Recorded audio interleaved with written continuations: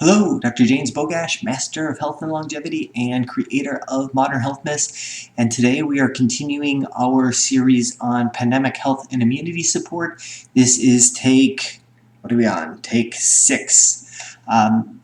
Chemicals in our environment, or what I call the toxic soup or toxic sludge, which we are exposed to every single day. Whether you realize it or not, you live in a toxic soup. We can't get rid of the chemicals, but we can do our best to avoid them.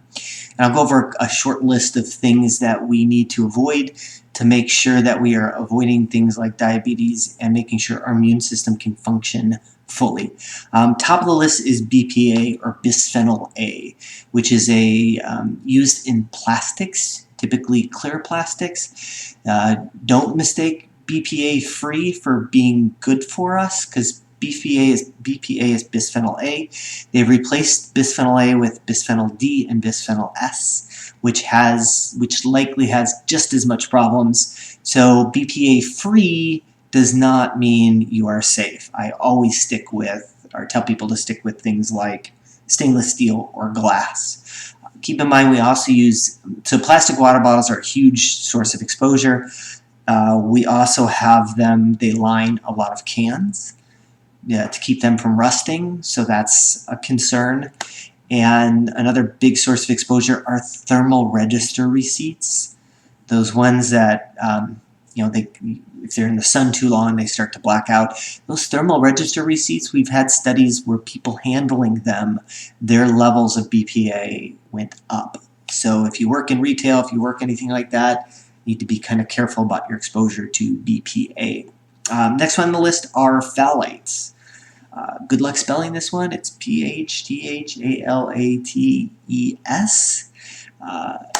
That's why we use things like Google Translate or Google Text to Speak, because it usually fixes it. But phthalates are, again, we use it at solvents and in plastics. This is one of those chemicals that's in everything. So almost everything that has a fragrance is going to have phthalates. That means some perfumes. That means a lot of your personal care products. That means not only the vinyl from the new car smell, but those people that have those little things hanging from the rearview mirrors. Yeah, as you drive around with your windows up, you are being exposed to phthalates coming off of there. Vinyl shower curtains is the prints, or the stereotypical, that smell you get is coming from the phthalates. The wrapping over food, so our meats and our vegetables generally can contain phthalates. Drug containers, the drug capsules contain phthalates. So not only can drugs be not good for us and have side effects, but we're now we're getting chemicals as we take those in. Go figure. So that means that I remember when my wife and I first started getting together, and she was complaining about not being able to use dryer sheets. And I said, well, would you rather have the bad smell covered up, or would you rather know that it's time to replace the towels? So we live in a society that seems to think that we need to cover up smells rather than know when it's time to replace or deep clean, or whatever that would be. So your carpet fresh, your personal care products, so shampoos, conditioners, soap. Obviously, I'm not heavy into hair products, but hair products, all of those things that might have a scent associated with them usually are high in phthalates. So we need to make sure that we avoid those as much as possible. Next on the list would be PFOA or PFOS. These are derivatives of Teflon. They're perfluorinated compounds, and they are considered forever chemicals because they don't break down in the environment. If you want to know more about them, you can watch the movie, I think it was Dark Waters. Phenomenally disturbing movie, because it isn't some Hollywood made-up story. It's real life of what happened with the DuPont chemicals and how much it created things like cancer and birth defects and all those awful things. But we need to ditch all of our Teflon anti-stick stuff. We've had stainless steel forever, and I don't find that we have any problem cleaning them. We even went so far one time as had a fondue pot, but the fondue pot, the electric fondue pot, was non-stick. So I bought a stainless steel pot to float in the fondue pot so that we could have fondue in stainless instead of in the non-stick.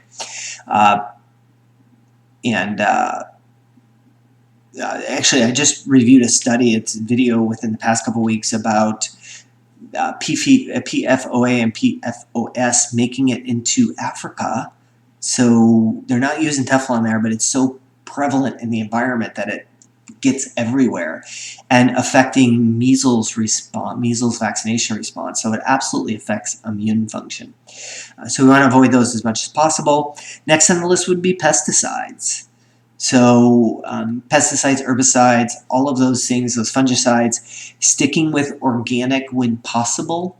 I usually refer to Environmental Working Group, ewg.org. I'll put that link in the comment section. They've started with their Dirty Dozen and Clean 12. It's been modified over the years, but phenomenal resource for when you should spend extra money on organic versus not. So things like peppers.